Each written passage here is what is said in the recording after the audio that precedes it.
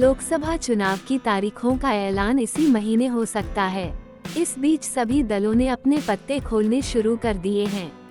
BJP भी शुक्रवार 1 मार्च दोपहर तक अपने उम्मीदवारों की पहली लिस्ट जारी कर सकती है।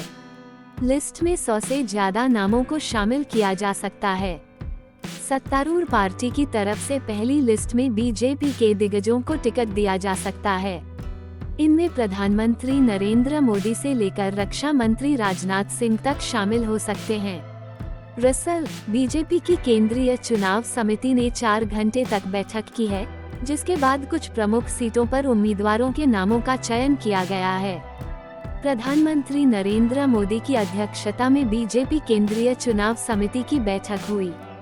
ये बैठक रात करीब 10:50 पर शुरू हुई थी और ये देर रात 3 बजे के बाद खत्म हुई।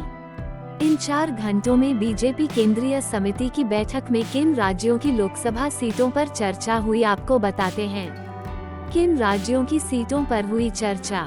बीजेपी केंद्रीय चुनाव समिति ने उत्तर प्रदेश, तेलंगाना, पश्चिम बंगाल, छत्तीसगढ़, राजस्थान, मध्य प्रदेश, गोवा, उत्तराखंड, गुजरात, असम, झारखंड, तमिलनाडु, ओडिशा, मणिपुर, दिल्ली, जम्मू कश्मीर, पुडुचेरी और अंडमान एवं निकोबार की सीटों पर चर्चा की। चुनाव समिति की बैठक से पहले त्रिपुरा पर भी चर्चा प्रस्तावित थी, लेकिन पूर्वोत्तर राज्य की सीटों पर चर्चा नहीं हुई। इस तरह कुल मिलाकर 14 राज्य और 4 केंद्र शासित प्रदेशों की लोकसभा सीटों पर मंथन हुआ है। बीजेपी की तरफ से जो पहली लिस्ट जारी की जा रही है, उसमें पार्टी के दिग्गज नेता शामिल हो सकते हैं। इसमें ज्यादातर केंद्रीय मंत्री के नाम हो सकते हैं। पहली लिस्ट में प्रधानमंत्री नरेंद्र मोदी एक बार फिर से वाराणसी सीट से चुनावी मैदान में दिख सकते हैं।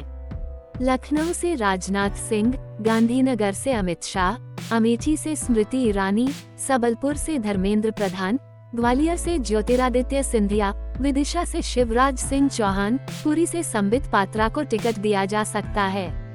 इसके अलावा भिवानी बल्लभगढ़ से भूपेंद्र यादव, डिब्रूगढ़ से सर्बानंद सोनोवाल, राजौरी अनंतनाग से रविंद्र रैना, कोटा से ओम बिरला, नॉर्थ ईस्ट दिल्ली से मनोज तिवारी और पश्चिमी दिल्ली से परवेश वर्मा को चुनावी मैदान में उतारा जा सकता है।